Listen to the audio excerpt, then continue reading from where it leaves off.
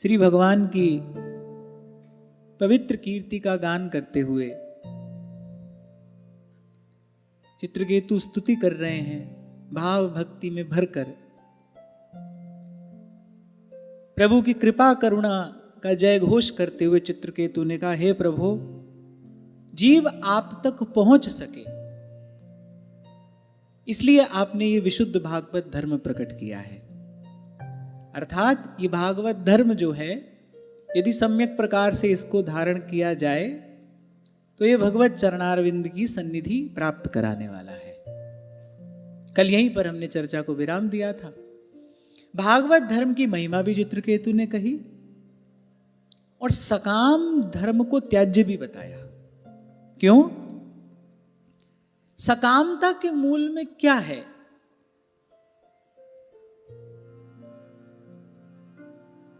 स्वार्थ है। स्वार्थ के मूल में क्या है? अज्ञान है। अब अज्ञान यदि बीज है तो उससे सुख रूप, आनंद रूप, शांति रूप फल कैसे प्राप्त हो सकता है? कहने का तात्पर्य क्या है? जितनी भी सकाम पद्धतियां हैं वो अंत में क्लेश देने वाली ही हैं, अंत में और अंतर में क्षोभ उत्पन्न कराने वाली ही हैं। सबसे बड़ी हानि तो ये है कि ये जीवन रूपी अवसर हाथ से चला जाता है। इसीलिए श्री सेवक जी महाराज ने कहा, अन्य देव देवी सकल और चलत पुंजी सी खोए। और कल एक बात मैंने आपको निवेदन की थी कि उन पद्धतियों को धारण करने में, उन उपासना विधियों को ग्रहण करने में बड़ा कष्ट है। तभी महाप्रभु कहते हैं, यम द्वारे कटियत न कछीके, अर्थात दया केवल भगवान के ही दरबार में है। अकारण करुणा वरुणालय, दयालु कृपालु तो भगवान ही है। ऐसा स्वभाव तो केवल हमारे श्री ठाकुर जी का ही है कि अवगुण करे समुद्र सम और गिनत न अपनो जान, राई के सम भजन को मानत मेरु समान। सूरदास जी कहते हैं कि मैं आपसे विमुख हो जाता हूं, जब विमुख होकर कहीं और जाता हूं उस समय भी आप मुस्कुराते हैं, मुस्कुराते रहते हैं। और मैं सब ओर से धक्का खाकर, निराश, हताश होकर, विषाद ग्रस्त होकर जब आपके सन्मुख आता हूं, बोले आप कभी मुख मैला नहीं करते, आपके मुख पर तनिक भी किसी प्रकार की कोई रिस नहीं होती। आप उसी प्रकार से सहजता से प्रसन्न वदन, प्रफुल्लित वदन, हर्षित वदन, आप वैसे ही मुझे फिर स्वीकार कर लेते हैं। ऐसा स्वभाव केवल प्रभु का है, केवल प्रभु का। और जब मैं केवल कह रहा हूं तो आप समझना, केवल प्रभु, और किसी का भी नहीं। हमारा तुम्हारा तो छोड़ो, किसी अन्य देवी देवता का भी ऐसा स्वभाव नहीं है जो अपने आराधक उपासक के दोष सर्वथा अनदेखे कर दे और उसका रंच मात्र गुण ग्रहण करे। ऐसे तो केवल प्रभु है, केवल प्रभु। और गोस्वामी जी तो कह रहे हैं, बिन सेवा जो द्रवै दीन पे राम सरिस को नाई। कभी भी कोई ये ना सोचे हमने सेवा करके श्री ठाकुर जी को प्रसन्न कर लिया। ठाकुर जी प्रसन्न होते हैं तब कोई उनकी सेवा कर पाता है। जीव में इतनी योग्यता, इतनी सामर्थ्य नहीं है कि वो प्रभु की सेवा करके प्रभु को प्रसन्न कर सके। जीव में सेवा स्मरण की सामर्थ्य है ही नहीं। श्री मानस जी में किष्किंधा कांड में जब श्री हनुमान जी महाराज ने प्रभु की मित्रता कराई सुग्रीव से, सुग्रीव प्रभु के चरणों में नत होकर प्रार्थना करते हैं, सुख संपत्ति परिवार बढ़ाई, सब परिहरि करी हूं स्वीकाई। कहते सुख संपत्ति परिवार बढ़ाई, बढ़ाई माने मान प्रतिष्ठा। कह रहे सब परिहरि करी हूं सेवकाई, बोलिए सब छोड़कर आपकी सेवा करूंगा। क्यों? ये सब राम भगति में बाधक, कहीं संत तब पद आराध। क्यों? वही सब छोड़ के आपकी सेवा क्यों करूंगा? बोले ये सब राम भगति में बाधक। और ये कौन कह रहा है? सुग्रीव जी कह रहे कहीं संत तव पद आराधक। बोले सब संतों का यही मानना है, और जो आपके चरणारविंद के भक्त हैं, जो सेवक हैं, वो भी यही कहते हैं कि ये सब छोड़कर ही आपकी सेवा हो सकती है। अब जीव अपने बल से इनको छोड़ सकता है, इनको छोड़े बिना सेवा नहीं हो सकती, अपने बल पे इनको छोड़ा नहीं जा सकता। सुख, संपत्ति, परिवार, बढ़ाई होता तो यही है, इन्हीं को प्राप्त करने के लिए जीव करता है। जो भी करता है उसको सेवा भजन अपनी बुद्धि से जो भी कहता है, सेवा भजन तो वो होता नहीं, पर वो अपनी मति से उसको सेवा भजन कहता है, पर इसीलिए तो करता है। सुख के लिए करता है, संपत्ति के लिए करता है, अपने परिवार के लिए करता है, अपनी मान बढ़ाई के लिए करता है। और वहां ये कहा जा रहा है इन चारों को छोड़कर आपकी सेवा हो सकती है, इन चारों के साथ आपकी सेवा नहीं है, हो नहीं सकती। सुख बहुत अधिक होगा तो प्रमाद लाएगा, प्रमादी कैसे सेवा करेगा? संपत्ति बहुत अधिक बढ़ेगी तो उन्माद आएगा, उन्मादी कैसे सेवा करेगा? परिवार के कारण, अब परिवार में तो भाई सुख दुख लगा रहेगा, उसके कारण हर्ष विषाद आएगा तो कैसे सेवा करेगा? और बढ़ाई, ये तो बर्बाद ही कर देने वाली है, इसके साथ तो कोई सेवा करे कैसे सकता है? जो अपने आप को ही बड़ा समझता है वो किसी की सेवा कैसे करेगा? सेवा के लिए तो विनम्र होना पड़ता है, अभिमान शून्य होना पड़ता है। तो विचार करो तो बात बिल्कुल ठीक है, इन चारों के साथ सेवा नहीं हो सकती। और जीव जन्म जन्मांतर से इन्हीं के पीछे दौड़ रहा है, सुख संपत्ति परिवार बढ़ाई। तो मैं इस भाव से विचार के आपको निवेदन कर रहा हूं, भाई ये तो भगवान किसी पर रीझ जाए, भगवान किसी पर प्रसन्न हो जाए, सीधे सीधे शब्दों में कहो भगवान किसी को अपना लें, तभी जीव योग्य बनता है, सेवा के भी और भगवत स्मरण के भी। इसीलिए संत विचार कर कह रहे हैं 100% ऐसा ही है, सुख तेरा दिता लिए, सुख तेरा दिता लिए। तो कोई ये ना समझे भाई सेवा करके ठाकुर जी को प्रसन्न कर लेंगे। प्रभु प्रसन्न होते हैं तब कोई सेवा करता है, जित तू आप करावें। इसलिए बार बार आपको कहता हूं भाई सेवा सुमिरन हम कर रहे हैं, ये बात तो कभी मन में आए ही नहीं, प्रभु करा रहे हैं। बार बार बार बार बार बार इसी बात का अभ्यास करना, अपने मन को कराना। मन बड़ा उद्यमी है, बड़ा चंचल है, भूलने भटकने का उसको अभ्यास है। बार बार अपने मन को यही स्मरण कराना चाहिए, नहीं भाई हम नहीं कर रहे, प्रभु करा रहे हैं। हम में किसी भी प्रकार से ऐसी योग्यता नहीं है, होती तो अब तक करके और पार हो चुके होते। अगर ऐसी योग्यता होती, जीव क्यों दुख पाता, या संसार चक्र में पड़ा क्यों पीड़ित होता? भगवान का भजन करता, पार लग जाता। जबकि दशा क्या है, स्थिति क्या है, वस्तु स्थिति क्या है, खूब निकट से देखता है। संसार की कुटिलता, संसार की कठोरता, संसार की असारता, कभी कभी चाहता भी है इससे मुक्त हो जाऊं, लेकिन हो नहीं पाता, कर नहीं पाता। तो कर सकता तो कर लेता, पर कर ही नहीं सकता। सर्वम कुर्वन्ति भगवंतम न भजन्ति। जो प्रभु कराते हैं। तो चित्रकेतु ने कहा कि वो जो सकाम उपासना है, वो जो सकाम पद्धतियां हैं, बोले उनके तो मूल में ही अज्ञान है, बुद्धि की विषमता है, मेरा तेरा है। स्वार्थ माने मेरा, और जहां मेरा है वहां कहीं ना कहीं तेरा भी होगा। जहां मैं और मेरा है वहां कहीं ना कहीं तू और तेरा भी होगा। और गोस्वामी जी कह रहे मैं और मोर तोर तैं माया, जी वस की ने जीव निकाया। तो बोले जो सकाम उपासना है ना, इसके मूल में तो माया ही है। प्रभु आपकी माया है, माया का काम है जीव को भरमाना, भटकाना, आपसे दूर करना, आपसे दूर रखना। और फिर आगे एक बड़ी महत्वपूर्ण बात चित्रकेतु कहते हैं, वो ध्यान से सुनने समझने की बात है। बोले और दूसरा जो सकाम धर्म है, जो सकाम उपासना पद्धतियां हैं, बोले वो अपना भी अहित करने वाली हैं और दूसरे का भी अहित करने वाली हैं। और परहित सरस धर्म नहीं भाई, और पर पीड़ा सम नहीं अधमाई। यहां एक बात और भी मुझे कहनी है, जैसे पर पीड़ा को पाप बताया है, कहा कि इससे घृणित और कुछ भी नहीं है। ऐसे आत्मपीड़न भी पाप है, अपने आप को सताना, अपने आप को पीड़ित करना। जैसे किसी की हत्या करना पाप है, आत्महत्या उससे कहीं बड़ा पाप है। ऐसे परपीड़न पाप है, आत्मपीड़न भी पाप है। ऐसा कुछ ना किया जाए जिससे हम अपने लिए दुख का बीज बो दें। और अज्ञान से ग्रसित जीव निरंतर ऐसा ही करता है, वो अपने लिए कांटा बोता चलता है। तो चित्रकेतु ने कहा कि सकाम धर्म अपना भी अहित करता है और दूसरे का भी अहित करने वाला है। बोले उससे ना अपना कोई प्रयोजन सिद्ध होता है ना दूसरे का।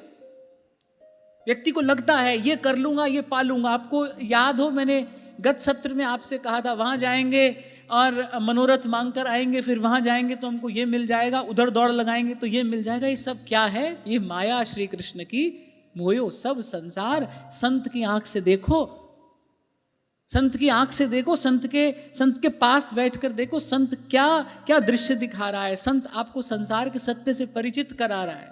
सूरदास होनी सो होगी, मूर्ख सोच करे, रे विधना टारे नाही टरे। मैं बड़ी विनम्रता पूर्वक आपको कह रहा हूं, हम में श्रद्धा हो ना, तो हमारे ये सदग्रंथ हैं, ये हमारे जीवन में सुख आनंद की वर्षा करा के हमारा लोक और परलोक दोनों संवार देने वाले हैं। अगर हमें शास्त्र के वचन में, गुरु के वचन में, संत के वचन में श्रद्धा हो। एक बार विचार करो, तीनों लोकों के अधीश्वर त्रिलोकीनाथ वो कह रहे हैं, होई ही जो राम रचि राखा, को कर तरक बढ़ा वही साखा। व्यक्ति ये सोचे वहां जाऊं ये कर लूं ये मिल जाएगा, इधर जाऊं ये मनोरथ का धागा बांध लूं ये मिल जाएगा। ये सब क्या है? थोड़ा सा विचार करो तो समझ में आएगा। अपनी बुद्धि की मूर्ता ही तो है, ये निरा अज्ञान ही तो है। सत्य क्या है? कह रहे होई ही जो राम रचि राखा।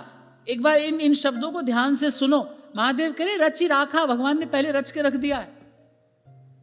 प्रारब्ध पीछे बना, पहले बना। संत कह रहे हैं, बोले प्रारब्ध पहले बना, पीछे बना शरीर। संत तो गा गा कर कह रहे हैं, करे भरोसा राम का और निर्भय होके सोए, अनहोनी होनी नहीं और होनी हो सो होए। सूरदास होनी सो होगी, अरे मूर्ख सोच करे, रे विधना टारे नाही टरे, रे विधना टारे नाही टरे। इसलिए कहा कि इन सब के मूल में क्या है? इन सब के मूल में माया है, भ्रम है, छलावा है।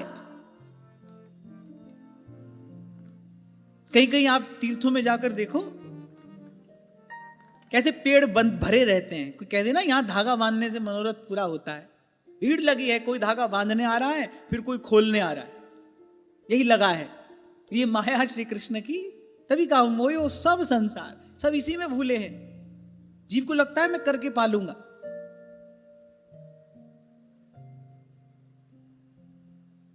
हाँ, पर संतों के चरणों में बैठो, उनकी ज्ञान गंगा में गोता लगाओ, देखो और अंतर की सारी गांठ खुल जाती है। कहत कबीर सुनो भाई साधो, मन का संशय भागा। और कह रहे गुरु की कृपा ने हमको काग से हंस बना दिया। कह रहे अब ऐसी अद्भुत रहनी से हम रहते हैं, ऐसी न्यारी गति से हम चलते हैं। बोले संसार हमको देखकर चकित होता है। हंसा की गति हंसा जाने, कहा जाने गो कागा, हरि रंग लागा री माई, नाम रंग लागा, राम रंग लागा माई, नाम रंग लागा। इसलिए गोस्वामी जी कहें मज्जन फल पेखिए तत्काला। सत्संग का प्रभाव तो तत्काल सन्मुख होता है, प्रत्यक्ष है। अगर ठीक प्रकार से सत्संग रूपी घटना घटी है, श्रोता वक्ता दोनों अपने अपने भाव में स्थिर हैं, उनकी गतिमति यदि अपने अपने भाव में स्थिर है श्रोता वक्ता दोनों की, तो सत्संग ऐसी घटना है, मज्जन फल पेखिए तत्काला, और क्या प्रभाव होता है, काक होई पिक बकहूं मराला। तो मैं कह रहा था श्रद्धा हो तो हमारे शास्त्रों में संतों ने अपने शब्दों में सब कह दिया है, सब संशय दूर हो जाता है, हृदय की गांठ खुल जाती है, जहां आप हैं वहीं पर सुख और आनंद की वर्षा होने लगती है। तो उचित ही तो कहा, जो सकाम धर्म है बोले अपना भी अहित कराता है, दूसरे का भी। और चित्रकेतु ने बताया कैसे अपना और दूसरे का अहित होता है। मुझे मिले, स्वार्थ क्या होता है, हृदय को इतना कठोर कर देता है, फिर किसी दूसरे के दुख, किसी दूसरे की पीड़ा से कोई लेना देना नहीं रह जाता। स्वार्थी व्यक्ति कहता है भाई मुझे मिलना चाहिए, कैसे भी मिले। और कभी कभी तो स्वार्थ इतना बढ़ जाता है, कभी कभी तो स्वार्थ बुद्धि को इतना मलिन कर देता है कि व्यक्ति दूसरे का अहित चाहते हुए ही कुछ उपासना करता है, कुछ साधना करता है। उसकी साधना उपासना का उद्देश्य ही होता है भाई किसी दूसरे का अहित हो। अभी पीछे हमने यही तो सुना, इंद्र को मारने वाला पुत्र पैदा हो जाए। अभी आगे एक और प्रसंग ऐसा ही आप सुनेंगे, भगवान की उपासना की जा रही है पर किस भाव से, किसी का अहित हो जाए। स्वार्थ थोड़ा हो तो व्यक्ति सोचता है भाई किसी को सुख हो दुख हो हमको लेना देना नहीं, हमको मिलना चाहिए। और स्वार्थ बढ़ जाए फिर तो व्यक्ति इस स्तर तक गिर जाता है, स्वार्थ ऐसी बुद्धि मलिन कर देता है, कह रहे भाई दूसरे को पीड़ा पहुंचे मुझे सुख मिलना चाहिए। इतनी बुद्धि जड़ हो जाती है कि किसी को दुख पहुंचाकर व्यक्ति सुख चाहने लगता है। इससे अधिक मानव जीवन की दुर्दशा और कोई नहीं हो सकती। अगर आप वहां पहुंच गए हैं कि आप अपने सुख के लिए किसी को दुख देने को तैयार हैं, आप अपना सुख चाहने के लिए किसी का दुख चाह रहे हैं, किसी को पीड़ा पहुंचाना चाह रहे हैं, ऐसा द्रोह यदि प्राणी मात्र के प्रति, ऐसे द्रोह का भाव यदि आपके मन में आ गया है, तो भाई इससे अधिक जीवन की दुर्दशा और कोई नहीं हो सकती, कोई भी नहीं। अभी एक और बात चित्रकेतु ने कही, बोले सकाम उपासना पद्धतियों में बोले अपने आप को बड़ा कष्ट होता है, भूखे रहो प्यासे रहो, एक पैर पे खड़े हो जाओ, ऐसा करो वैसा करो, तो बड़े क्लिष्ट साधन है। उससे क्या होता है, अपना आत्मा पीड़ित होता है। तो बोले उससे क्या होता है, चित्रकेतु ने कहा वो जो अंतर्यामी रूप में आप बैठे हैं बोले उनको कष्ट होता है, या तो अपने आप को कष्ट पहुंचा रहा है एक सकामी, या फिर दूसरे के कष्ट का चिंतन कर रहा है। बोले दोनों ही स्थितियों में बोले ये सब क्या है, बोले विषमता का बीज ही तो है जो व्यक्ति अपने लिए बोता है। इसलिए कल मैं आपको कह रहा था, देखो भाई कहने के लिए आपको कह दिया जाता है, किस लिए कह दिया जाता है, ताकि यहां वहां से मन एक बार तो समेटे, भगवान के पास तो आए।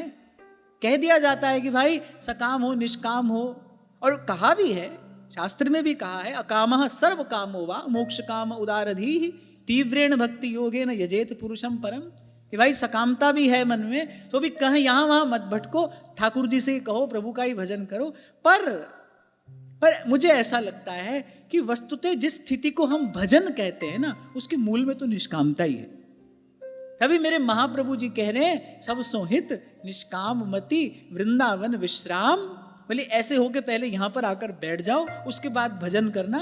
राधा वल्लभ लाल को हृदय ध्यान मुखना। बोले स्वयं को कष्ट पहुंचे तो भी वो धर्म नहीं रहता, दूसरे को पहुंचे तो भी धर्म नहीं रहता। तो वस्तुतः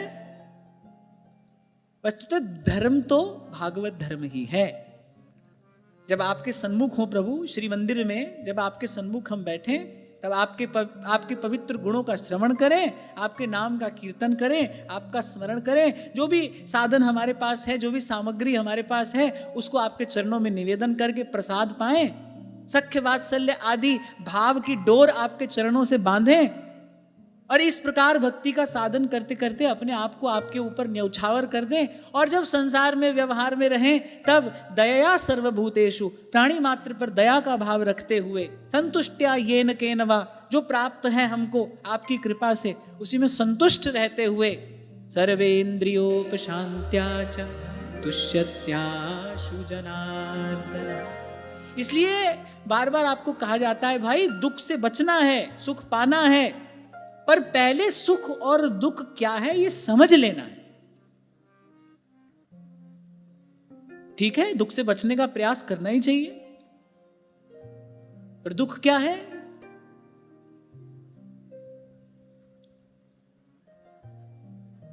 हाँ, ये जो जन्म और मरण है ना, ये जीव का दुख है। इससे बचना है, बिल्कुल बचना है। बुद्धिमान तो इससे बचने के लिए ही सारा प्रयास करता है। वो जितना साधन कर रहा है इसीलिए तो कर रहा है भाई, दोबारा इस संसार के पचड़े में न पड़ना पड़े, इस चक्की में फिर न पिसना पड़े। वो कर ही इसीलिए रहा है, इस दुख से बचना है।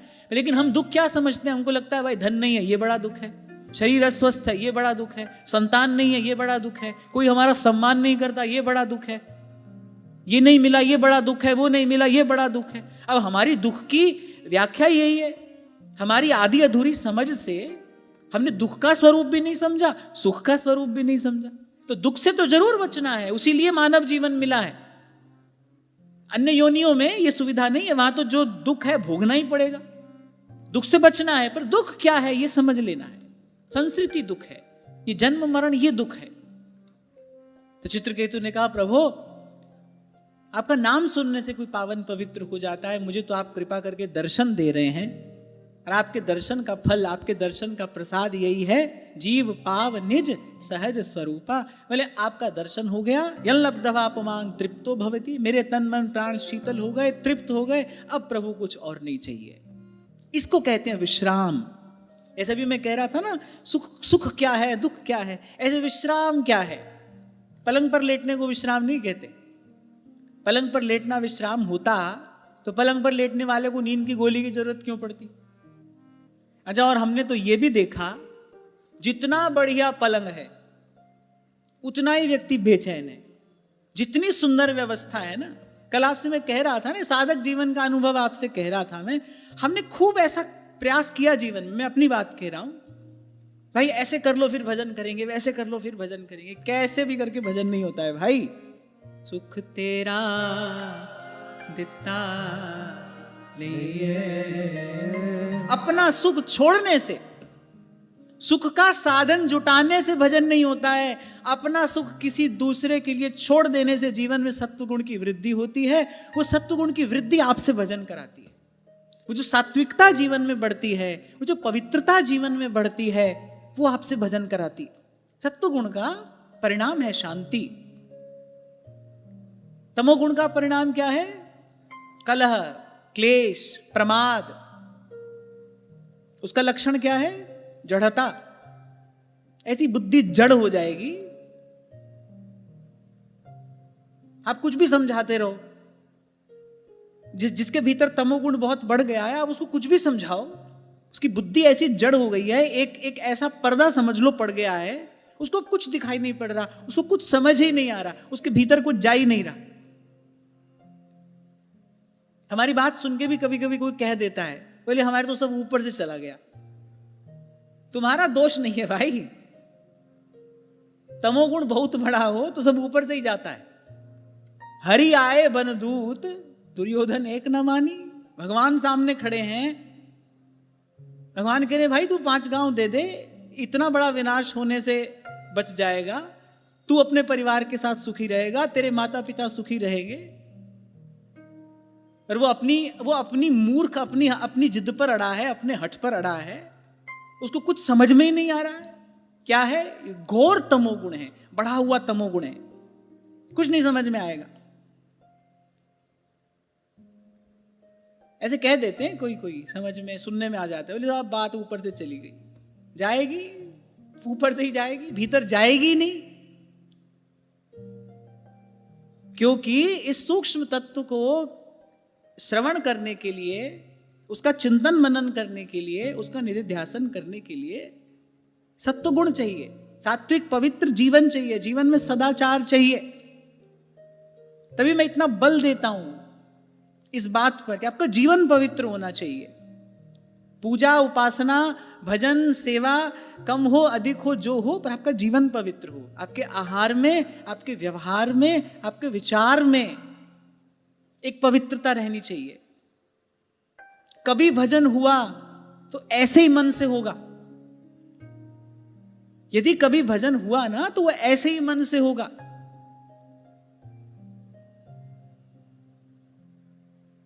क्या कह रहा था मैं? हाँ, विश्राम क्या है? हाँ, मैं ये कह रहा था कि जितना बढ़िया पलंग, जितने बढ़िया सुख सुविधा के साधन उतना ही व्यक्ति और व्याकुल है, उतना ही व्यक्ति और बेचैन है। अच्छा, मैं यहां से जो भी कहता हूं, मेरा प्रयास यही होता है कि कहीं ना कहीं अपना अनुभवी यहां से कहा जाए। क्योंकि मैंने आपको बताया था ना, बहुत बरस पूर्व एक संत ने मुझे कह दिया था, बोले बेटा तुम्हारे वक्तव्य में पुनरुक्ति भले हो, पुनरुक्ति माने एक बात को अनेक बार कहना, बोले तुम्हारे वक्तव्य में पुनरुक्ति भले हो लेकिन अतिशयोक्ति नहीं होनी चाहिए। अतिशयोक्ति माने ऐसे ही देख सुनकर खींचतान कर कह दिया। जो तुमने जीवन में अनुभव किया हो, जिसका तुमको स्वयं को अनुभव हो, बोले उतनी ही बात कहना। उससे क्या होगा, सुनने वाले के मन चित्त पर उसका प्रभाव पड़ेगा, उसको कुछ लाभ होगा। ऐसे खींचतान कर बात बनाते रहोगे, अपना समय भी व्यर्थ, सुनने वाले का समय भी व्यर्थ। तो संत की बात बिल्कुल हृदय में बैठ गई।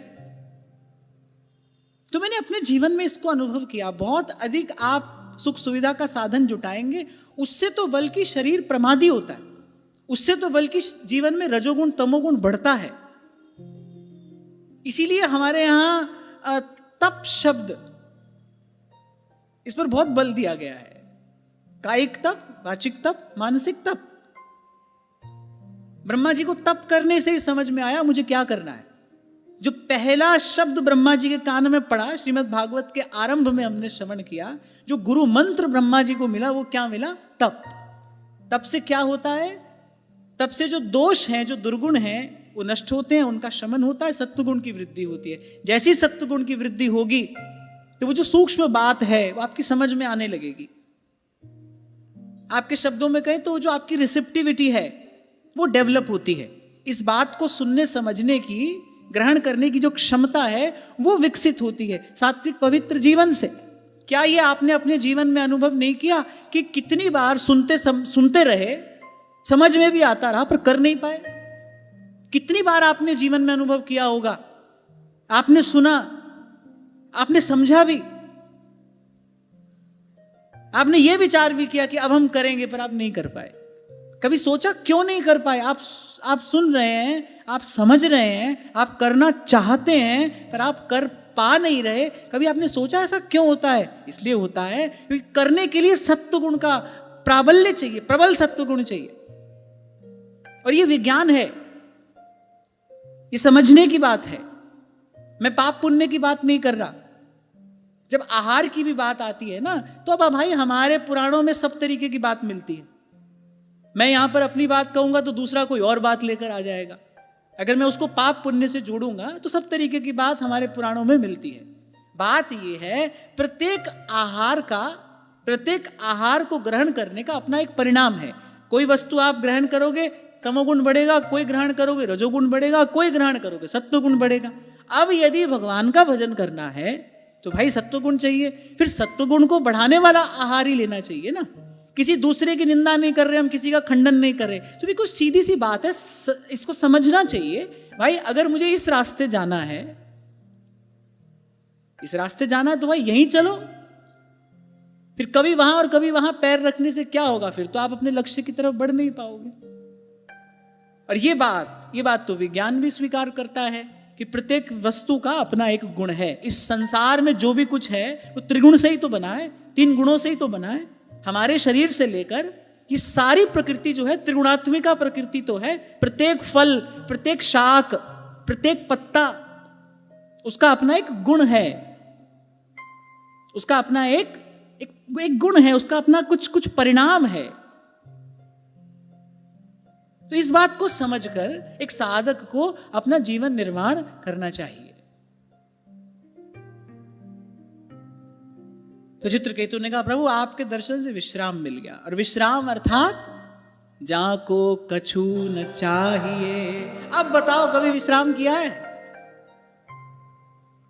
अगर विश्राम का अर्थ यह है कि जा ही न चाहिए कबहू कछु, अब बताओ कभी विश्राम किया है? भागी तो रहे हो, भटकी तो रहे हो, कभी विश्राम किया ही नहीं। सोने चांदी का पलंग बना लो और उससे तो विश्राम है नहीं। ये जो महाप्रभु ने कहा ना वृंदावन विश्राम, उससे पहले क्या कहा? निष्काम मति। मति निष्काम नहीं हो तो कैसा विश्राम है भाई? जो अंबुज के पात में पात पात में पात, तभी कहा त्यों संतन की बात में बात बात में बात। और ये जो संतों की वाणी का जो रहस्य है, इसको हृदयंगम करने के लिए रितंभरा चाहिए।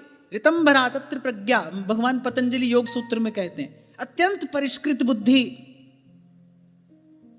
पैनी बुद्धि। अंग्रेजी में एक बड़ा सुंदर शब्द है, razor sharp intellect. Razor sharp intellect, ऐसी ऐसी ऐसी पैनी बुद्धि चाहिए इस बात को समझने के लिए। तभी तो ऐसा होता है, जीवन भर सुनते रह जाते हैं, वहीं के वहीं पड़े हैं, वहीं के वहीं खड़े हैं, तस से मस नहीं हुए। ये तो देखने में आता है, मैं अपनी आंख से देख रहा हूं। जिन लोगों को मैंने 10 साल पहले देखा, जहां शरीर में जो परिवर्तन आना था आ गया, तो मन वहीं का वहीं, वैसे का वैसे, केवल स्थान बदले, केवल व्यक्ति बदले, केवल स्थितियां बदली, लेकिन वो जो मन का वो जो राग द्वेष था, मन की जो खींचा तानी थी, वो सब वहीं का वहीं है, वैसा का वैसा। कल किसी के लिए था, आज किसी के लिए है। कल हमको किसी से परेशानी थी, आज हमको किसी से परेशानी है। कल झंझट का कारण कोई और था, आज कोई और है, वहीं के वहीं। इसको कबीर कहते हैं, माला फेरत जुग भया फिरा न मन का फेर। तो भाई मन का फिरे, तब कुछ बात बने। और अंग्रेजी में एक बड़ी बड़ी अच्छी उक्ति है, काम की बात है। किसी ने कहा है, an epic journey starts from a baby step. बहुत बड़ी यात्रा भाई एक कदम उठाने से ही तो आरंभ होगी ना। हम लोग कहते हैं कि भाई ये तो सब छोटी छोटी बातें हैं, तो सीधे ही भजन करेंगे। कर लो, करके देखो, होता हो तो करो। घर के भीतर कितनी भी सुख सुविधा जुटाओ, संसार के किसी कोने से सुंदर सामग्री ले आओ, पर भाई घर तो एक एक ईंट जोड़कर ही बनता है ना। आज कितनी तकनीक ने उन्नति कर ली, पर भाई कोई भी भवन बने, पर दीवार तो एक एक ईंट जोड़कर ही खड़ी होती है ना। ऐसे ही जीवन निर्माण भी है। छोटी छोटी बातों से जीवन में पूर्णता आती है। छोटी छोटी बातों से जीवन में पूर्णता आती है, और पूर्णता का आना छोटी बात नहीं है, वो बहुत बड़ी बात है। छोटी छोटी बातें, life is made up of small things, छोटी छोटी बातें जिनको हम प्राय करके अनदेखा करते रहते हैं, उनका मूल्य, उनका महत्व नहीं समझते, इसीलिए वास्तविक उन्नति नहीं हो पाती जैसी होनी चाहिए। किसी भी प्रक्रिया में जो बेसिक टेक्निक है, उसको ध्यान से समझना बहुत आवश्यक है। उसको ध्यान से समझना, उस प्रक्रिया को ध्यान से उसका अभ्यास करना, ये बहुत आवश्यक है। और ये तो कोई साधक हो, किसी भी मार्ग से साधना कर रहा हो, ये तो बेसिक है। ये जो कुछ है, ये साधना का आधार है। इसलिए इस पर इतना बल दिया गया है। आद्योपांत आप श्रीमद् भागवत में श्रवण करेंगे, इस एक बात पर बहुत बल दिया गया है। हमारे पूज्य श्री पंडित जी महाराज, वो तो अधिकतर यही बात कहा करते थे। वो बार बार यही बात कहते थे, बोले भूख लगे तो खाए ले और नींद आए तो सोए जाए, पर बोले अपनी रहनी पवित्र बनावे, अपनी रहनी पवित्र बनावे। जीवन सदाचार युक्त होना चाहिए। कई बार आपसे मैंने निवेदन किया, और अपने युवा भाई बहनों को मैं ये बात बड़ी विनम्रता पूर्वक कह रहा हूं, आपको बड़ी लंबी यात्रा करनी है। इस मार्ग पर अगर आगे बढ़ना है, कोई बात नहीं, आप भजन कम कर पा रहे हैं, सेवा कम कर पा रहे हैं, कोई बात नहीं है। जीवन पवित्र रहना चाहिए, आपके जीवन में सदाचार होना चाहिए। धर्म को धारण करने के लिए सदाचार का ही बल चाहिए, इसी का ही आधार चाहिए। जिन भी महापुरुषों ने अपना उत्थान किया है, अपने आप को उठाया है, उन्होंने इसी बल से अपने आप को उठाया है। ये बात तो सब समझते हैं ना भाई, वस्तु को नीचे गिराने के लिए बल नहीं चाहिए। पानी को नीचे बहने के लिए किसी अन्य उपकरण की आवश्यकता नहीं होती, सहज उसकी गति है वैसी। ऐसे ही जन्म जन्मांतर से हमारी जो जीवनी शक्ति है ना, उसको भी अधोगमन का अभ्यास है, उसको नीचे बहने का अभ्यास है। उसको ऊपर उठाना है। उसको ऊपर उठाने के लिए शक्ति चाहिए। किसकी शक्ति चाहिए? पवित्र जीवन की शक्ति चाहिए, सदाचार की शक्ति चाहिए, सत्व गुण की शक्ति चाहिए।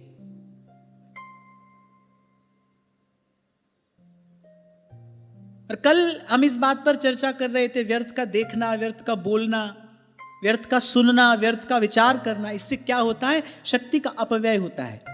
वरना भगवान से मिलने के लिए, भगवान को पाने के लिए जितनी शक्ति चाहिए उतनी तो भगवान ने देकर भेजा है, उतनी भगवान ने दी है। उससे अधिक ही दी होगी, कम नहीं दी।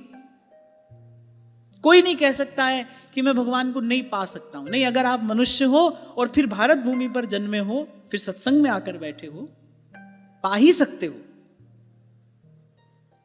और मैं तो कई बार एक और बात भी कहा करता हूं, शक्ति की उपासना क्या है?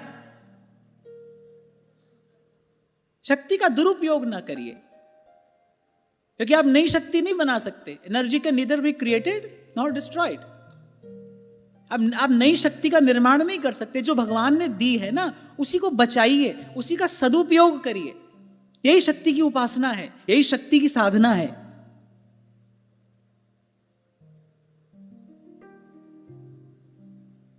वो 3 बंदर आपको याद है ना? पहला कहता है बुरा मत देखो, दूसरा कहता है बुरा मत सुनो, तीसरा कहता है बुरा मत बोलो। पर मैं कहता हूं अधिक मत देखो, अधिक मत बोलो, अपनी आवश्यकता से अधिक मत सुनो। और जो ये 3 कर लेगा वो व्यर्थ के चिंतन से बच जाएगा, वो व्यर्थ के चिंतन से बच जाएगा। व्यर्थ का चिंतन नहीं होगा तो क्या होगा? भगवान का चिंतन होगा। 2 ही तो बात है, एक अर्थ है, एक अनर्थ है। अनर्थ के चिंतन से बच जाओगे तो केवल अर्थ रह जाएगा, जो सार्थक है वो रह जाएगा, उसका चिंतन होगा। सब एक गाना गाते रहते हैं जीवन भर, भजन नहीं होता, भजन नहीं होता। क्यों नहीं होता? जिन्होंने किया उन्होंने कैसे किया? उनके साथ भगवान ने कोई पक्षपात किया था? उनके भीतर कोई उपकरण लगा के भेजा था भगवान ने, जो तुम्हारे भीतर लगाना भूल गए? जिन्होंने किया उन्होंने कैसे कर लिया भाई? वो भी इसी संसार में रहे। और कोई ये ना कहे आज तो बड़ा कलयुग है। अरे और जुगनते कमल नयन कलिजुग बहुत कृपा करी, तो बड़ी अच्छी बात है, कलयुग है। आपको सुनकर आश्चर्य होगा, क्या बात कह रहे हैं? हमें बढ़िया सोच विचार कर कह रहे हो, बहुत अच्छी बात है, कलयुग है। जो किसी अन्य युग में बहुत परिश्रम करने से भी नहीं होता, कलयुग में केवल भगवान नाम का आश्रय लेने से हो जाता है, तो बड़ी अच्छी बात है। यहां तो भगवान की विशेष कृपा है। तो जिन संतों ने किया, कैसे किया भाई? उन्होंने कैसे अपना जीवन बनाया? इसीलिए कबीर कहते हैं, करनी करे सुपूत हमारो, कथनी कथे सो नाती। जो केवल हमारी बात दूसरे को सुनाता है, बोले वो तो बहुत दूर है। कथनी कथे सो नाती, करनी करे सो पूत हमारो, कथनी कथे सो नाती। कल रहनी रहे सो गुरु हमारो, रहनी के हम साथी। मैं बहुत पहले से एक बात आपको निवेदन करता हूं भाई, गिरधर तक जाने का मार्ग तो मीरा ही है। मीरा हुए बिना गिरधर तक नहीं पहुंचा जा सकता। तो ये जैसा इन संतों का जीवन है ना, वैसा जीवन बनाना पड़ेगा। कहत सुनत दशा हृदय नहीं आवे, केवल कहने सुनने से बात नहीं बनेगी। आपने सुन लिया, मैंने कह दिया, हमको लगे सत्संग हो गया। नहीं भाई, ऐसे नहीं होगा, कभी नहीं होगा, कुछ नहीं होगा। एक बात के अतिरिक्त, हमने बहुत सत्संग कर लिया, इस अभिमान को एकत्रित होने के अतिरिक्त और कुछ नहीं होगा। तो छोटी छोटी बातें हैं, इनको संभालना शुरू करो। छोटी छोटी बातों से अपने जीवन को संवारना शुरू करो। पहला कदम उठाओ, नन्हा सा कदम उठाओ, छोटा सा कदम उठाओ। और भगवान बड़े दयालु हैं। आप पहला कदम उठाओगे, आप देखो दूसरा कदम रखने के लिए आपको आधार भी मिलेगा और आगे जाने का मार्ग भी आपके सामने प्रशस्त और प्रकाशित होता चला जाएगा। इतनी कृपा करुणा तो भगवान करते हैं भाई, ना करते तो कोई उन तक कभी पहुंच ही नहीं पाता। अगर इतनी दया भी भगवान न करते तो कोई उन तक नहीं पहुंच पाता। उन तक कौन जा सकता है उनकी कृपा के बिना? आप चलो, कितना भी हो मुश्किल, लेकिन पहला कदम जरूरी है। छोटा सा नियम लो, छोटा सा। जैन मत में एक बड़ा सुंदर शब्द है, मुझे बहुत अच्छा लगता है, अणुव्रत। अणुव्रत कहते हैं, बहुत छोटा सा, अणु जितना व्रत, छोटा सा नियम लीजिए पर प्राणपन से उसका पालन करिए। उससे बड़ा नियम पालन करने की शक्ति आपको वहां से प्राप्त हो जाएगी। हमारी तरह प्रवचन देते रहो, कुछ नहीं होगा। बैठकर सुनते रहो, कुछ नहीं होगा। करिए करिए, करना पड़ेगा। और मैं कहता हूं, लाख बात कहने और 1 करोड़ बात सुनने से अच्छा है एक अच्छी बात करना। करिए उसको। छोटा सा नियम लो, छोटा सा व्रत लो। हमको किसी के साथ प्रतिस्पर्धा तो करनी नहीं है, कोई रेस तो यहां लगी नहीं है, कोई पहले पहुंच जाएगा कोई बाद में। हमारी अपनी यात्रा है, हमारी अपनी सामर्थ्य है। अपनी अपनी सामर्थ्य को देखते हुए छोटा सा व्रत लो, पवित्र भाव से, निष्काम भाव से उसको पालन करने में अपनी शक्ति लगाओ। वो शक्ति व्यर्थ नहीं जाएगी। उस शक्ति को लगाने का परिणाम प्रसाद क्या होगा? उससे बड़ा, उससे श्रेष्ठ नियम पालन करने की योग्यता, सामर्थ्य आपको प्राप्त हो जाएगी। वहीं से प्राप्त होगी, वहीं से प्राप्त होगी। सबसे बड़ी बात है भाई, ये जो सकामता है ना, इससे बचे। संतोष, भगवान ने जो दिया है मेरे लिए उतना पर्याप्त है, इस बात का विश्वास। पर बुद्धि इतनी जड़ हो चुकी है, ये बात मानने कोई तैयार नहीं। आपको क्या पता? हमसे पूछ कर देखो, किसी से भी पूछ लो भाई। सीधी सच्ची बात तो यही है। तुम हमसे पूछ लो, किसी से पूछ लो, हमारी तो मत मानो। मैं तो आपका विचार करके कह रहा हूं भाई, अंततः मानना तो सत्य को ही पड़ेगा ना, स्वीकार तो सत्य को ही करना पड़ेगा। और सत्य यही है, सत्य यही है। आपके उत्थान के लिए जिस स्थिति की, जिस वस्तु की आवश्यकता है, वो आपके पास है। आपको पानी नहीं है, आपके पास है। संत कह रहे हैं, भीखा भूखा कोई नहीं, सबकी गठड़ी लाल। कह रहे भीखा भूखा कोई नहीं, सबकी गठड़ी लाल। लाल माने रत्न। भीखा भूखा कोई नहीं, सबकी गठड़ी लाल। एक बार अर्जुन ने पूछा भगवान से, बोले केशव, ये बात तो मुझे समझ में आ गई, आपकी कृपा के बिना कोई आप तक नहीं पहुंच सकता। राम कृपा बिनु सुन खगराई, जानी न जाए राम प्रभु ताई। पर ऐसी कृपा किसी पर करते भी हो? बोले हमको तो बड़ा संशय है। वो कृपा जिससे कोई तुम तक पहुंच जाए, तुमको जान ले। बोले ऐसी कृपा किसी पर करते भी हो, या ये सब तुम्हारा माया जाल है? ठाकुर जी बहुत ठाका मारकर हंसे। और हासो जनोन्मादकारी च माया, भगवान के हास में माया का निवास है। ठाका मारकर हंसे ठाकुर जी। अर्जुन और मोहित हो गए। बोले जरूर कोई ना कोई बात है, ये हमसे छिपा रहे हैं। अच्छा वो तो सखा है ना, वो कहते हैं भाई हमको तो तुम्हारे हृदय की बात जानने का अधिकार है, हमसे कुछ कैसे छिपा सकते हो? मित्र से कुछ कैसे छिपाया जा सकता है? तो हमको बताओ। अर्जुन हट पर अड़ गए। ठाकुर जी ने मुस्कुराते हुए कहा, तुम पूछ रहे हो कि क्या मैं ऐसी कृपा किसी पर करता हूं? ठाकुर जी ने कहा, जिसको मैंने मनुष्य बनाया है उस पर तो मैंने ऐसी कृपा कर दी है। मेरी कृपा के बिना, बोले ये सब साधन जुट ही कैसे सकता है? तभी गोस्वामी जी कह रहे हैं, जो न तरे भव सागर, नर समाज हस पाए, ते नर निंदक मूढ़ मति, आत्माहन गति जा। तो भीखा भूखा कोई नहीं, सबकी गठड़ी लाल। करे गांठ खोल देखत नहीं, करे ताते फिरे कंगाल।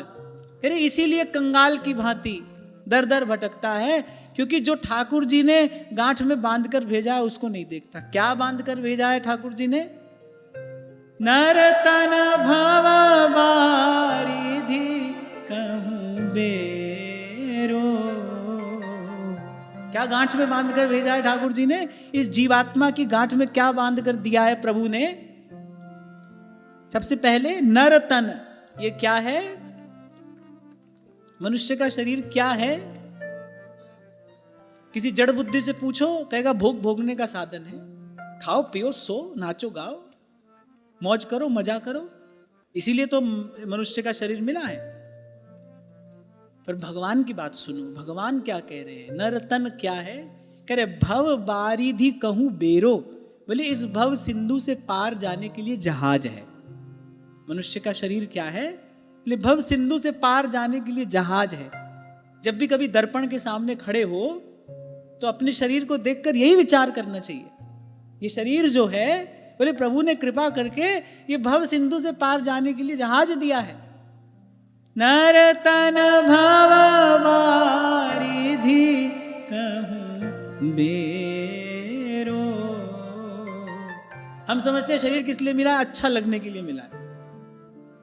अच्छे लग रहे हैं कि नहीं लग रहे, कि बहुत बड़ा लक्ष्य होता है व्यक्ति का। मैं आपको शायद बताया था ना, किसी ने हमको कहा बोले आप ऐसे अच्छे लगते थे या वैसे अच्छे लगते हो। अरे मैंने कहा हमको मनुष्य जन्म तुमको अच्छा लगने के लिए मिला है, हमारे जीवन का लक्ष्य उद्देश्य ही तुमको अच्छे लगे। शरीर जिस लिए मिला है उसी लिए मिला है ना भाई, वही काम करेंगे। और भगवान की बात सुनेंगे, तुम्हारी क्यों सुनेंगे? संतों की बात सुनेंगे, तुम्हारी क्यों सुनेंगे?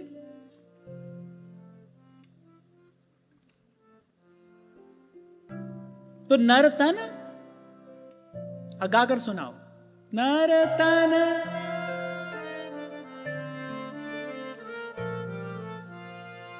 आवाज नहीं आई क्योंकि आपको याद नहीं हुआ, याद कराई दूंगा आज मैं। नर तन भव बारिधि कहूं बेरो, ताकि इसके बाद जब जब शीशा देखो, बहुत लोग तो अष्टयाम सेवा करते हैं ना अपनी, मंगला से शयन पर्यंत देखते हैं।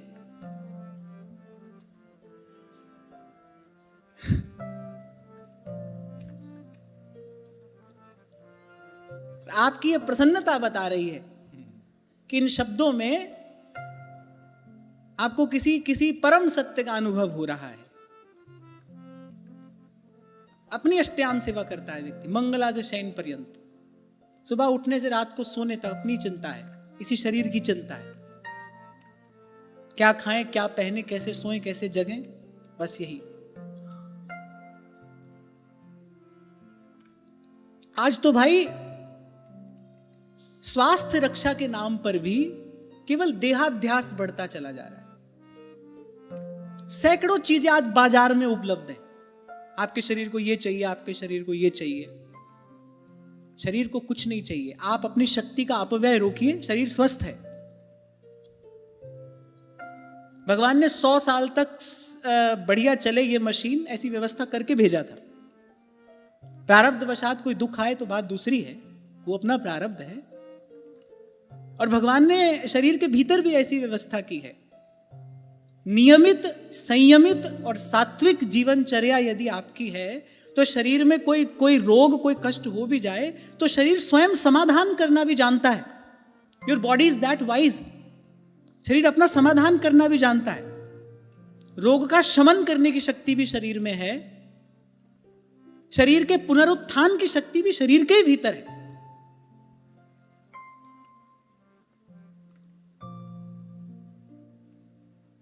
हाँ, अब गाओ। नर तन भव बारिधि कहूं बेरो, नर तन।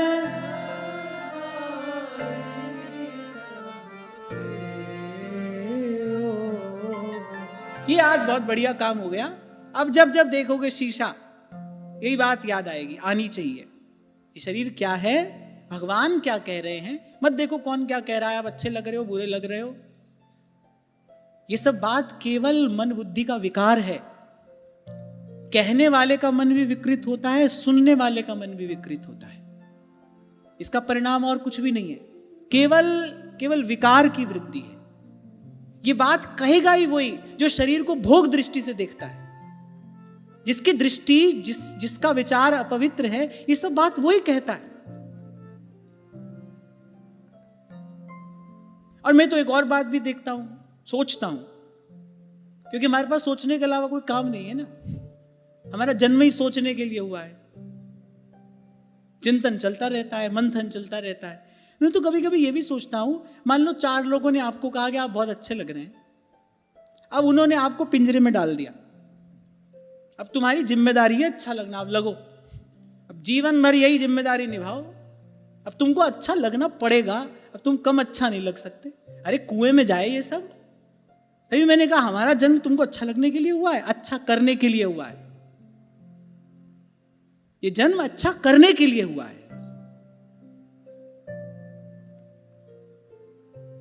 तो नर्तन क्या है? भव बारिधि कहूं बेरो। शरीर कुछ और नहीं है, भव सिंधु से पार जाने के लिए जहाज है, और इस जहाज में विकार का छिद्र मत करिए। बड़ी सुंदर व्यवस्था भगवान ने करके दी है। इसलिए संत कह रहे हैं भीखा भूखा कोई नहीं, सबकी गठरी लाल। और उस गठरी में सबसे पहली चीज क्या है? ये शरीर है, जिसको भगवान ने भव सिंधु से पार जाने के लिए आपको हमको प्रदान किया है। और ये बात कोई और नहीं कह रहा, स्वयं भगवान अपने श्रीमुख से कह रहे हैं। दूसरी चीज क्या दी? सन्मुख मरुत अनुग्रह मेरो। कितने दयालु हैं भगवान। भगवान ने कहा अच्छा अपनी कृपा की पवन भी चला देते हैं। जहाज दिया, फिर भगवान की ओर ले जाने वाली वो भगवान की कृपा की पवन भी भगवान ने चला दी। फिर पलटू साहब कहते हैं नाव मिली केवट नहीं, कैसे उतरे पार। नाव मिल जाए, नाव चलाने वाला ना हो तो भी डूब जाने का भय है। तो भगवान ने कहा अच्छा ठीक है, तीसरी चीज ये देते हैं, करणधार सदगुरु दृढ़ नावा। भगवान स्वयं ही सदगुरु के रूप में आ गए। फिर ठाकुर जी कह रही है दुर्लभ साज सुलभ करी पावा। संसार को पाने की योग्यता आप में हो नहीं हो, और भगवान को पाने की योग्यता आप में है, अवश्य है, क्योंकि वो योग्यता स्वयं भगवान ने दी है। संसार की उपलब्धि, प्रतिष्ठा, योग्यता, ये सब तो आपको आपके कर्म से मिला है। संसार की जो संपत्ति है, आपके पास जो योग्यता प्रतिभा है, जो भी आपके पास है, वो तो आपको आपके कर्म से मिला है। और जो अपने कर्म से मिलता है वो समाप्त भी होता है, घटता बढ़ता रहता है, आता जाता रहता है। पर भगवान को पाने की योग्यता तो हमको भगवान की तरफ से मिली है। और तेरी बख्श न मेटा कोई सतगुरु का दिलासा, तो प्रसाद मिला है हमको। फिर ठाकुर जी कहते हैं जो न तरय भव सागर नर समाज अस पाई। इसीलिए श्री ध्रुवदास जी कह रहे हैं अरे भैया बार बार तो बनत नहीं ये संजोग अनूप, मानुष तन वृंदा विपिन रसिकन संग विवि रूप। तो इस प्रकार भाव भक्ति से पूर्ण चित्रकेतु ने श्री संकर्षण भगवान की स्तुति की। और अंत में कहा, बोले प्रभु सत्य तो यही है कि जो भी कहा है ये तो आपका ही प्रसाद है। बोले मैं तो आपके चरणाश्रित हूं, केवल आपको प्रणाम ही कर सकता हूं। आरंभ भी प्रणाम से ही किया और अंत में कहा बस प्रभु आपको बार बार बार बार नमस्कार नमस्कार नमस्कार। भगवान प्रसन्न हो गए। इतने से ही प्रसन्न हो जाते हैं भगवान। सत्य स्वरूप है ना प्रभु। बस सच्चे होकर भगवान के सन्मुख हो जाओ, सच्चे हृदय से भगवान के चरणों में झुक जाओ, सच्चे होकर भगवान को बस प्रणाम कर दो, इतने से भगवान प्रसन्न है। झमेला तो संसार को प्रसन्न करने के लिए चाहिए, वो नहीं होता प्रसन्न। मर जाओ तो भी नहीं होता है। मरने के बाद ये तो वहां से झांकने की कोई सुविधा नहीं है, नहीं तो आकर देखो।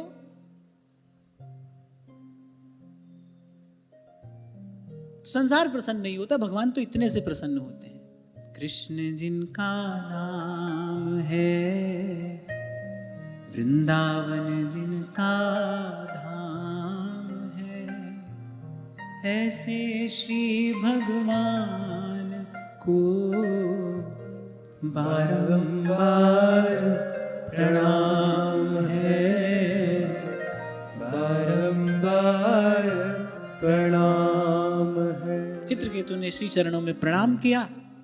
सजल नयन है, पुलकित बदन है। भगवान प्रसन्न हो गए और प्रसन्न होकर फिर भगवान ने कहा, पहले अपने स्वरूप का प्रकाश किया और फिर भगवान कह रहे हैं यही जो बात अभी अभी आप और मैं विचार रहे थे, भगवान कह रहे हैं लब्धवेह मानुषीम योनिम ज्ञान विज्ञान संभवा आत्मानं यो न बुध्येत न क्वचित क्षममाप्नुयात्। भगवान से सुनो, भगवान कह रहे ये जो मनुष्य शरीर है ये ज्ञान और विज्ञान का मूल स्रोत है, और जो इसे पाकर भी अपने आत्म स्वरूप परमात्मा को नहीं जान लेता, भगवान कह रहे हैं उसको तो कहीं भी कभी भी किसी भी प्रकार से शांति नहीं मिल सकती। भगवान के नियम से, भगवान की मर्यादा से बाहर जाकर कौन सा सुख ढूंढ रहा है मायाबद्ध मनुष्य, विचार करने की बात है। भगवान कह रहे हैं, इसीलिए आपसे मैंने कहा कि जब जब अपने शरीर को देखना है ये विचार करना है, भाई ये तो भव सिंधु से पार जाने के लिए जहाज भगवान ने दिया है, हमको इसमें दुर्गुण विकार से छेद नहीं करना है।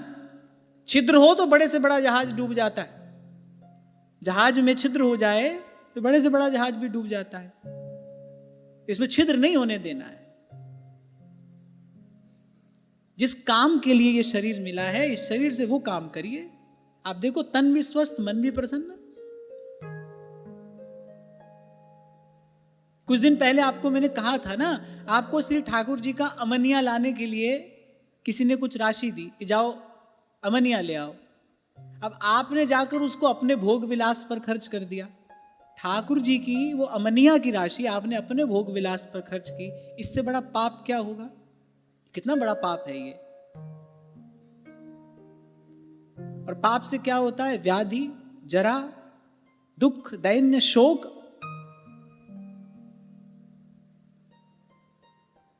सुदामा जी ने वो भगवान के हिस्से के मुट्ठी भर चने ही तो खाए थे, प्रकृति रुष्ट हो गई। ये तो भगवान का हिस्सा है। बिल्कुल ठीक ऐसे ही भाई भगवान स्वयं कह रहे ये शरीर हमने तुमको दिया इसलिए कि जाओ इससे जाकर भजन करो। अब देखो हम क्या कर रहे हैं। और यदि प्रभु का दिया कार्य नहीं कर रहे तो पाप ही तो कर रहे हैं। पाप का परिणाम ताप है, दुख है, शोक है, दैन्य है, जर्जरता है, व्याधि है। कैसे सुखी हो जाओगे? इसलिए आपको मैंने कहा कौन क्या कह रहा है इसका विचार मत करिए। भगवान क्या कह रहे हैं, भगवान के प्यारे भक्त संत क्या कह रहे हैं। सुख पाना है तो फिर इनकी बात सुनिए। और आज तो सत्संग की कृपा से बड़ा सुंदर सूत्र आपको हमको मिल गया है ना। मैं तो यही आशा करता हूं कि ये बात आप भूलेंगे नहीं। और मैं इसी संकल्प से ये बात कह रहा हूं, इस बात की आपको विस्मृति ना हो जाए। जब जब शरीर का विचार आए तब मन में यही बात आनी चाहिए, भाई ये किस लिए मिला है? भव बारिधि कहूं बेरो, ये तो भव सिंधु से पार जाने के लिए मिला है। मान लीजिए भाई, आपको मानना पड़ेगा, इसका और कोई भी उपयोग नहीं है, कोई भी नहीं। जिसको व्यक्ति सुख भोग कहता है वो माया रचित जाल है, वो छल है, वो प्रवंचना है। हाँ, और ध्रुवदास जी ये तो जरूर कहते हैं कि विषय चुगा जिन चुगे मन, चुगत कछुक सुख होई, और फिर फांसी ऐसी परे तिहि सम दुख न कोई।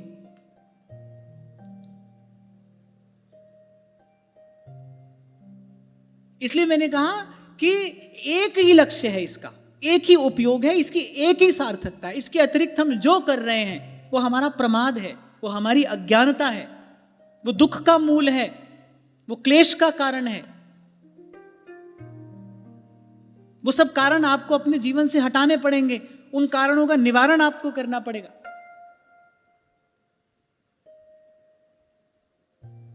और यहां भगवान फिर वही बात कह रहे हैं। देखो संयोग है, ये सत्संग की कृपा है। यहां भगवान यही बात कह रहे हैं, बोले ये मनुष्य शरीर पाकर भी जो अपने आत्म स्वरूप प्रभु को नहीं जान लेता, पहले भगवान कह रहे हैं उसको कहीं किसी भी प्रकार से शांति नहीं मिल सकती।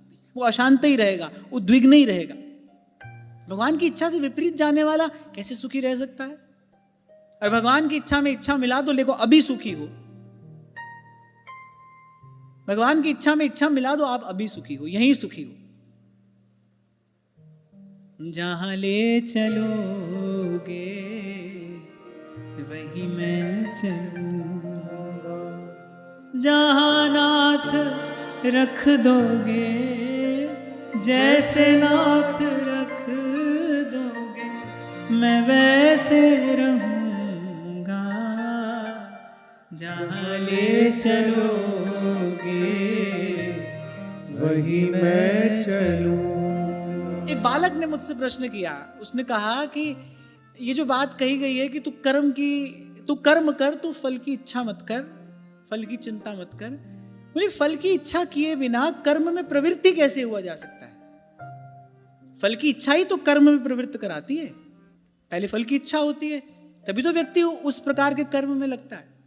मैंने कहा ये भगवान की बात को, गीता के श्लोक को ठीक प्रकार से न समझने के कारण है। भगवान ने न तो ये कहा कि तू फल की इच्छा मत कर, कहीं नहीं कहा है भगवान ने ऐसा। आप श्लोक पढ़ लो, श्लोक का अर्थ देख लो जाकर। भगवान ने ये कहा भैया एक काम तेरा एक काम मेरा।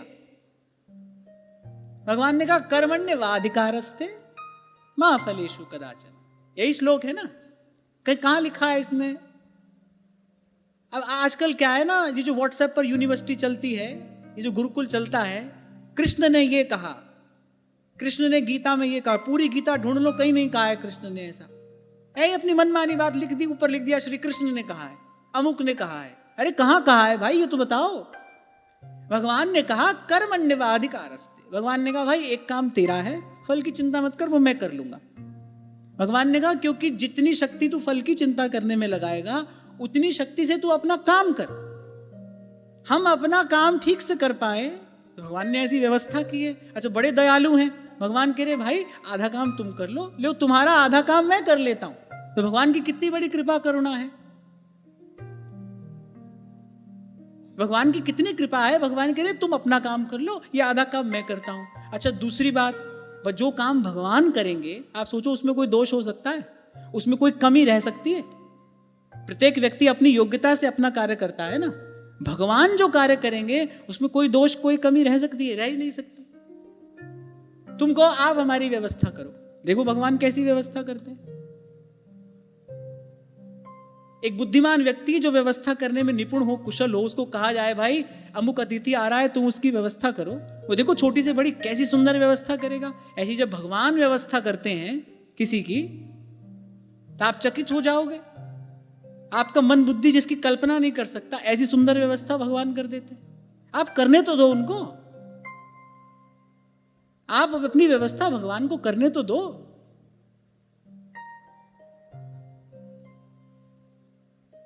इसीलिए सब वैष्णवाचार्यों ने प्रपत्ति पर बल दिया है, भगवान की शरण हो जाए, देखो फिर भगवान क्या करते हैं। आप उनको मौका तो दो। हाँ पर ये उनका स्वभाव है, तुम किंचित भी किंतु परंतु करते रहे, हाथ क्या मन भी चला ना, हाथ तो छोड़ो, मन भी चला तुम्हारा यदि हम ऐसा कर लेते तो कहेंगे भाई पहले तुम कर लो। जब नाच नाच कर थक जाओ, हमारा दरबार तो भाई खुला ही है, सुबह आ जाओ, दोपहर को आ जाओ, एकादशी को आ जाओ, पूनों को आ जाओ, कभी भी आ जाओ, बोले हमारा दरबार खुला है। पर आना थक कर, हार कर। तभी सूरदास कह रहे हैं अब मैं नाचो थक्यो गोपाल। जो अब कहा है ना, अब मैं नाचो थक्यो गोपाल। व्यास जी कह रहे हैं अब मैं वृंदावन धन पायो।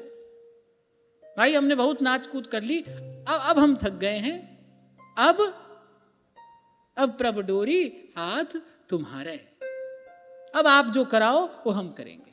और फिर देखो क्या होता है, फिर देखो प्रभु कैसा कौतुक कराते हैं।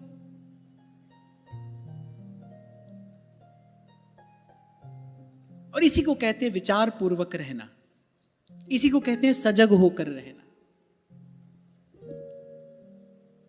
तभी महाप्रभु कह रहे हैं भैया ये शरीर मिला है भजो ब्रजनाथ को, दर भी लेके मूढ़ जरावत हाथ को, मानुष को तन पाए भजो ब्रजनाथ को। फिर भगवान कृपा करके कह रहे हैं स्मृत्वेहायां परिक्लेशं ततः फल विपर्ययम्। अभयम चाप्यनिहायां संकल्पाद् विरमेत कवि। भगवान ने कहा राजन, सांसारिक सुख के लिए जो चेष्टाएं की जाती हैं, सबसे पहले तो उनमें बड़ा श्रम है, बड़ा परिश्रम करना पड़ता है। श्रम का परिणाम क्या है? क्लेश। आवश्यकता से अधिक श्रम अगर शरीर करेगा तो रोगी हो जाएगा। मन भी अगर आवश्यकता से अधिक परिश्रम कर ले, बुद्धि आवश्यकता से अधिक परिश्रम कर ले, तो विक्षेप हो जाता है, क्षोभ हो जाता है। शास्त्र में तो यहां तक कहा गया है कि अत्यधिक तप करने से मेरे सिद्धि तो कुछ प्राप्त होती नहीं, तन और मन रोगी और अस्वस्थ हो जाते हैं। तभी गीता में भगवान ने कहा युक्ताहार विहारस्य युक्त चेष्टस्य कर्मसु। ना आवश्यकता से अधिक खाना और ना कम ही खाना, ना आवश्यकता से अधिक सोना और ना कम ही सोना, दोनों ही बात। युक्ताहार विहारस्य युक्त चेष्टस्य कर्मसु। पर भगवान कह रहे हैं संसार का सुख पाने में अत्यधिक श्रम करना पड़ता है। कोई ऐसी व्यवस्था है सुबह से लेकर शाम तक आप चिंता कर लो, रात को जब बिस्तर पर जाओ बढ़िया नींद आ जाए? ऐसा तो होता नहीं। अगर सुबह से शाम तक चिंता है तो रात को भी वो चिंता कहां सोने देती है? ठीक से नहीं सोने देती है। भूख भी चली जाती है, निद्रा भी चली जाती है। और इस मनुष्य शरीर के स्वस्थ रहने के लिए दो बातें परम आवश्यक हैं, भोजन और निद्रा। भगवान ने यही दो बातें कही, खाना और सोना। ठीक से खाना, ठीक से सोना। तो भगवान ने कहा भाई उसमें अत्यधिक क्लेश है, दिन रात व्यक्ति चिंता में गल जाता है, श्रम है, क्लेश है। अच्छा फिर चलो इतना भी हो, कोई बात नहीं, हम श्रम भी करेंगे, हम क्लेश भी सहेंगे, सुख मिले तो। फिर भगवान कह रहे हैं और जिस सुख के उद्देश्य से वो श्रम किया जाता है, वो क्लेश पाया जाता है, बोले उससे ठीक विपरीत परिणाम मनुष्य के हाथ में आता है। कौन कह रहा है ये बात? कौन कह रहा है? भगवान कह रहे हैं। भगवान की बात तो मानोगे? चलो हमारी तो मत मानो, किसी की मत मानो, भगवान की तो मानो। भगवान कह रहे हैं, बोले सुख वो कुछ हाथ नहीं आता। आपसे मैं कह रहा था ना, दर्पण में मुख और संसार में सुख दिखता है, होता नहीं है। इसीलिए इसको मृग मरीचिका कहा है, मिराज।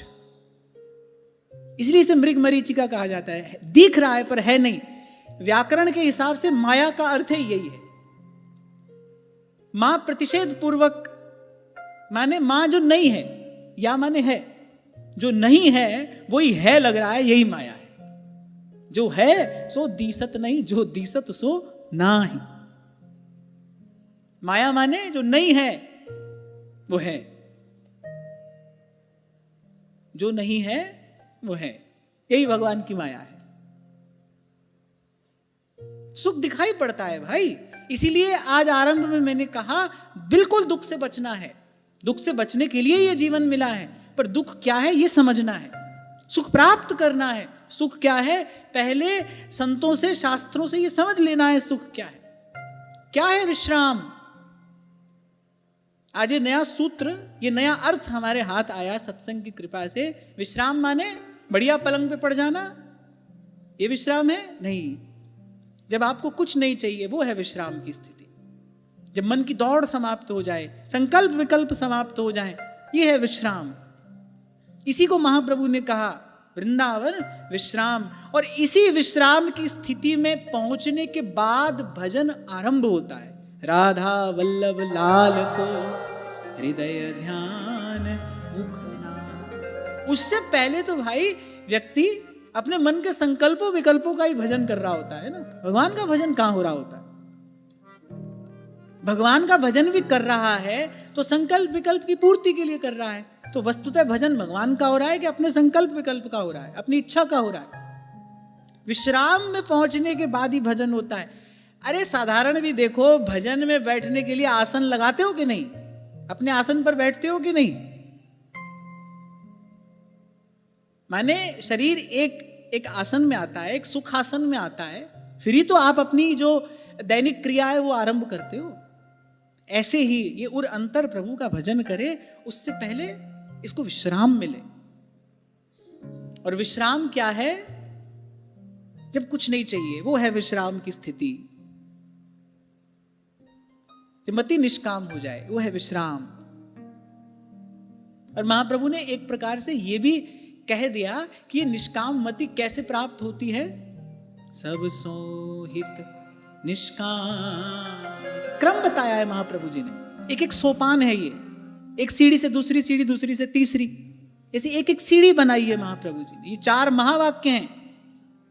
उपासना का सार महाप्रभु जी ने इन 4 दोहों में भर दिया है। कहां से आरंभ करे, कहां पहुंचे, पहुंचना कहां है, वहां रसना कटऊं जो अन्न रटऊं। इतनी परिष्कृत वृत्ति हो गई। निरख अन फुटऊ नयन श्रवण फुटऊ जो अन सुनऊ बिन राधा जस बैन। वहां जाना है, पर आरंभ कहां से करना है? सब सुहित। फिर मति निष्काम होगी, फिर विश्राम प्राप्त होगा, फिर भजन आरंभ होगा। ऐसे एक एक सोपान है, एक एक सीढ़ी है, चढ़ते चढ़ते पहुंचोगे आप वहां। तो भगवान ने कहा कि सुख तो मिलता नहीं, परम दुख की प्राप्ति होती है। यहां परम दुख लिखा है, बोले परम दुख की प्राप्ति होती है। इसलिए भगवान ने कहा भाई जो बुद्धिमान हो, बोले उसको तो किसी भी प्रकार के नए कर्मों का, किसी भी प्रकार के नए संकल्पों का आरंभ नहीं करना चाहिए। इसलिए उत्तरकांड में भगवान जब अवध वासियों से बात कर रहे हैं ना, तो एक शब्द कहते हैं, कह रहे अनारंभ अनिकेत अमानी। मेरा भक्त अनारंभ होता है, उसका कोई संकल्प नहीं है। उसको कभी भी जाकर पूछो तुमको कुछ करना है, बोले नहीं हमको कुछ नहीं करना है। तभी तो भगवान का भक्त आराम करता है, वो आराम में रहता है, तो कुछ करता नहीं है, वो कुछ करता नहीं है। व्यास जी ने यही तो कहा, काहू केवल भजन को काहू को आचार, व्यास भरोसे कुंवरी के सोवत पाऊं पसार। ध्यान से सुनो, कान लगाकर सुनो, व्यास जी कह के नहीं बोले हम नहीं कर रहे, श्री जी हमसे जो कराएंगे वो हो जाएगा, हमको क्यों करना है।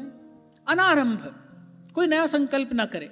कभी पूर्व भी मैंने आपको निवेदन किया था, हमारे जीवन में आज जो भी है, जैसा भी है, जितना भी है, वो हमारे संकल्पों का परिणाम है। आप ये मत समझना आपका संकल्प पूरा नहीं होगा, होगा, आज नहीं होगा तो किसी जन्म में जाकर होगा, पर यह आपके संकल्पों का परिणाम है। ये जो भी पसारा आप देख रहे हो, ये मनुष्य का संकल्प ही तो है, ये संकल्पों का परिणाम है। इसी संकल्प से बचना है, कोई नवीन संकल्प ना हो। अनारंभ अनिकेत अमानी, भगवान कह रहे बोले हमें, मेरे भक्त का ये गुण होता है, वो अनारंभ है, उसको कोई नया कार्य आरंभ नहीं करना है। आपको एक उदाहरण दिया था मैंने, कोई व्यक्ति कंप्यूटर चलाता है, वो कंप्यूटर को जो कमांड देता है, कंप्यूटर अपना काम करता है। व्यक्ति अपनी कमांड दे, थोड़ा थोड़ा कंप्यूटर अपनी तरफ से चलने लगे, काम होगा, इसको फॉल्ट कहेंगे, है ना। सिस्टम में फॉल्ट आ गया है, अब ठीक कराओ इसको। कंप्यूटर कब ठीक काम करता माना जाएगा? जब वो केवल देने वाले की, चलाने वाले की कमांड मान रहा है, जो उसका ऑपरेटर है, जब वो उसकी कमांड मान रहा है। ऐसे ही ये शरीर उपकरण है, निमित्त है, भगवान ने गीता में कहा। लेकिन ये ठीक कब माना जाएगा? जब अपना कोई संकल्प ना हो, भगवान इससे जो कराना चाहे वो भगवान कराए। और मैंने कहा एक बार ऐसा करके देखो, देखो भगवान आपसे क्या करा लेंगे, क्या करा लेंगे भगवान आपसे, जो आपका मन बुद्धि सोच भी नहीं सकता होगा। जब अपनी सामर्थ्य भगवान देते हैं, राई पर्वत करे करे पर्वत की राय, और लीलाधारी की यही लीला है। तभी संत कह रहे लीला अगम अपार सकल घट अंतर्यामी। यही बात तो इस छप्पे में पलटू साहब ने कही है। अरे बोले हमारी ओर देखो, कौड़ी घर में नहीं, आप मैं मांगू भिक्षा। बोले हमारी हालत तो ये, हम तो भीख मांगकर, भिक्षा मांगकर अपना जीवन यापन करते हैं। बोले हमारी गली के बाहर जाकर देखो, पलटू पलटू शोर, हमारे नाम का जय जयकार हो रहा है। बड़ा आश्चर्य है, क्या है?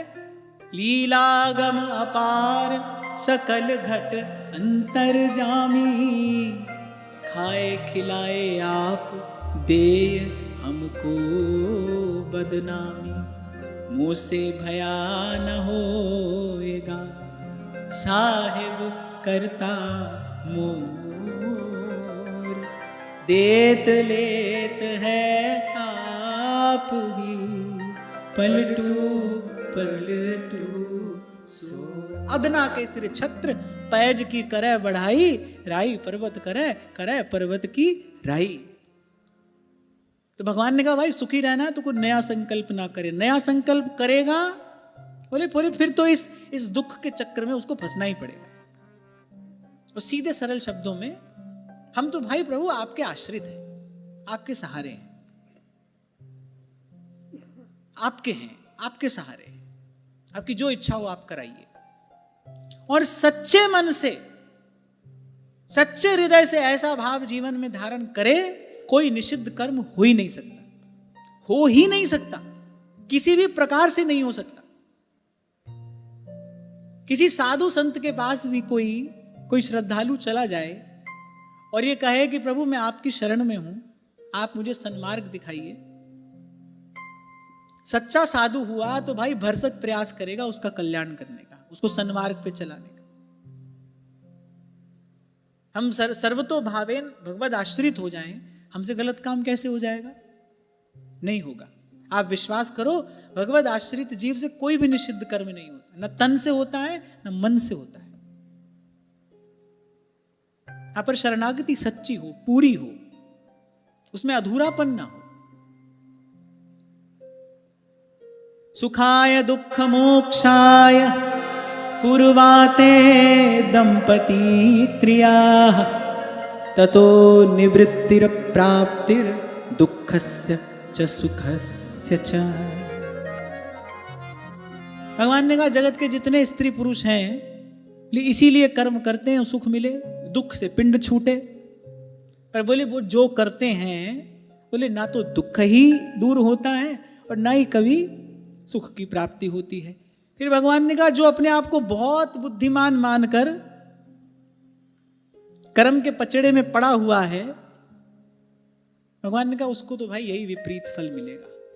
इसीलिए ध्रुवदास जी ने कहा सकल सयानप छाड़ भज, दुर्लभ है यह बार। तभी थोड़ी देर पहले आपसे मैंने कहा हमको इसकी उसकी बात नहीं सुननी है, तो भगवान की बात सुने, संतों की बात सुने। जीवन में सुख शांति चाहते हैं तो फिर तो भाई यहां आना चाहिए।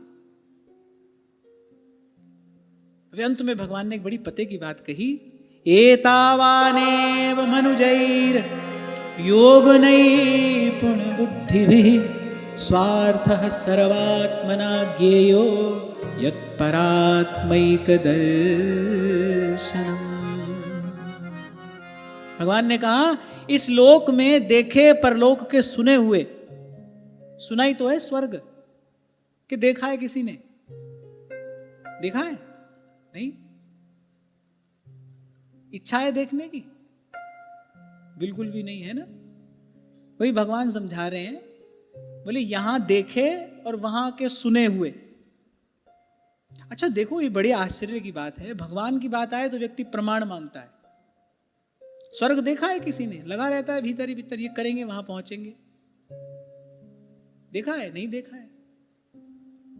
तो भगवान ने कहा बोले अगर बुद्धिमान है तो दुष्ट श्रुताभिर मात्राभिर निर्मुक्तः स्वेन तेजसा ज्ञान विज्ञान संतुष्टो मद भक्तः पुरुषो भवेत। भगवान ने कहा विवेक बुद्धि से विचार करे, यहां देखे और वहां के सुने हुए विषय भोगों से समय रहते अपना पिंड छुड़ा ले और ज्ञान विज्ञान में संतुष्ट होकर भगवान ने कहा मेरा भक्त हो जाए। फिर कहा और जो लोग निपुण हैं, दक्ष हैं, कुशल हैं, भगवान किसको निपुण मान रहे हैं? गोस्वामी जी बड़ी सुंदर बात कहते हैं, दक्ष सकल लक्षण जुत सोई, जाके पद सरोज रति होई। भगवान ने कहा निपुण दक्ष कुशल वही है जिसने ये जन्म जीवन पाकर इस भाव को प्राप्त कर लिया है, मैं हूं श्री भगवान का, मेरे श्री भगवान। जिसने प्रभु और अपने संबंध को जान लिया है, आत्म परमात्मा की एकता का अनुभव कर लिया है। भगवान ने कहा नीति निपुण सोई चतुर सयाना, श्रुति सिद्धांत नीक ते ही जाना, सोई कवि कोविद सोई रणधीरा, जो छल छाड़ी भजय रघुबीरा, जो छल छाड़ी भजय रघुवीरा। तभी सूरदास जी गाते हैं रे मन कृष्ण नाम कह लीजे, रे मन कृष्ण नाम कह लीजे, पढ़िए सुनिए भगति भागवत, पढ़िए सुनिए भगति भागवत, और कहा कथि कीजे, रे मन कृष्ण नाम कह लीजे, रे मन कृष्ण नाम कह लीजे। भगवान ने कहा सावधान होकर ये सब जीवन में धारण करोगे तो बोले शीघ्र ही सिद्ध हो जाओगे। अभी तक सिद्ध हुए नहीं, भगवान का दर्शन हो गया, क्या चित्रकेतु अभी तक सिद्ध नहीं हुए, पर भगवान कह रहे हैं ये जो मुझसे तुमने श्रवण किया है, कर्म का जो ये रहस्य, संसार का वास्तविक स्वरूप, अपना वास्तविक स्वरूप, मेरा वास्तविक स्वरूप,